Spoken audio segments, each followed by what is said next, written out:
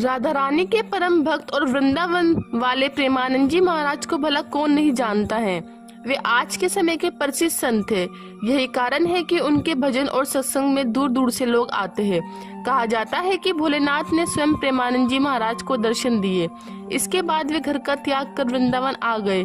लेकिन क्या आप जानते हैं कि प्रेमानंद जी महाराज ने क्यों साधारण जीवन का त्याग कर भक्ति का मार्ग चुना और महाराज जी सन्यासी कैसे बन गए? प्रेमानंद जी महाराज का जन्म उत्तर प्रदेश के कानपुर में एक ब्राह्मण परिवार में हुआ। प्रेमानंद जी के बचपन का नाम अनिरुद्ध कुमार पांडे है। इनके पिता का नाम श्री शंभू पांडे और माता का नाम श्रीमती रमा देवी है।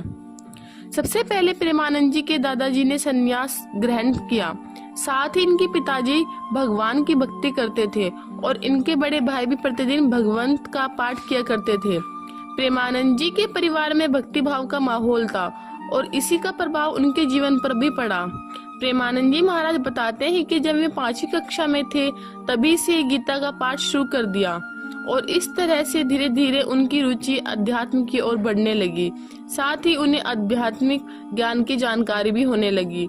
जब वे 13 वर्ष के हुए तो उन्होंने ब्रह्मचारी बनने का फैसला किया और इसके बाद वे घर का त्याग कर सन्यासी बन गए। सन्यासी जीवन की शुरुआत में प्रेमानंद जी महाराज का नाम आर्यन ब्रह्मचारी रखा गया।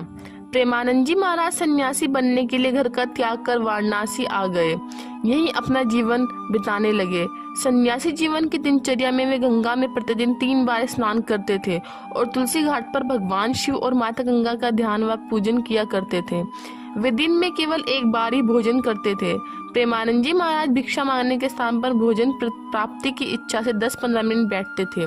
यदि इतने समय में भोजन मिला तो वह उसे ग्रहण करते थे, नहीं तो सिर्फ गंगाजल पीकर रह जाते थे। सन्यासी जीवन की दिनचर्या में प्रेमानंद जी महाराज ने कई दिन भूखे रहकर बिताया। प्रेमानंद जी महाराज के सन्यासी बनने के बाद वृंदावन आने की कहानी बेहद चमत्कारी है। एक दिन प्रेमानंद जी महाराज से मिलने एक अपरिचित संत आए और उन्होंने कहा, श्री हनुमान धाम विश्वविद्यालय में श्री राम शर्मा के द्वारा दिन में श्री चैतन्य लीला और रात्रि में रास लीला मंच का आयोजन किया गया है, जिसमें आप आमंत्रित हैं। पहले तो महाराज जी ने अपरिचित साधु को आने के लिए मना कर दिया, लेकिन साधु ने उनसे आयोजन में शामिल होने के लिए काफी आग्रह किया, जिसके बाद महाराज जी ने आमंत्रण स्वीकार कर लिया। प्रेमानंद जी महाराज जब चैतन्य लीला और रामलीला देखने गए तो उन्हें आयोजन बहुत पसंद आया। यह आयोजन लगभग 1 महीने तक चला और उसके बाद समाप्त हो गया।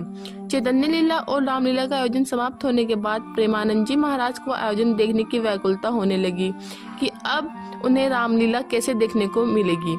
इसके बाद महाराज जी उस संत के पास गए जो उन्हें आमंत्रित करने आए थे। उनसे मिलकर महाराज जी कहने लगे, मुझे भी अपने साथ ले चले जिससे कि मैं रामलीला को देख सकूं। इसके बाद मैं आपकी सेवा करूंगा। संत ने कहा, आप वृंदावन आ जाए, आपको प्रतिदिन रासलीला देखने को मिलेगी।